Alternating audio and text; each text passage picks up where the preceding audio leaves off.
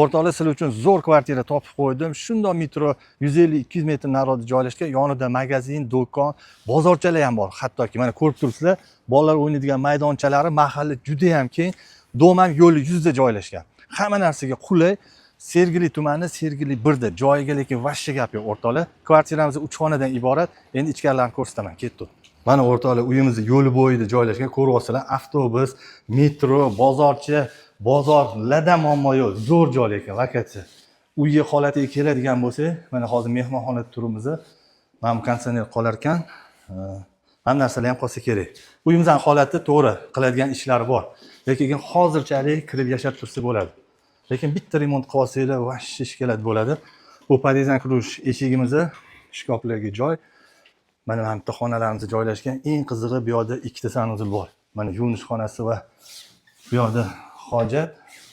Bu yerda alohida yana bitta hojatxonasi bor. Gap yo'q lekin.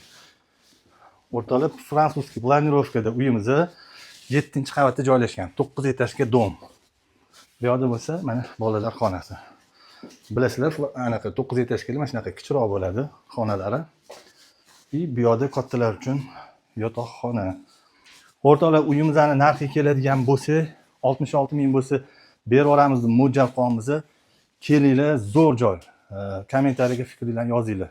Qimmat etyapmizmi yoki zo'rmi narxi? Sog' bo'linglar.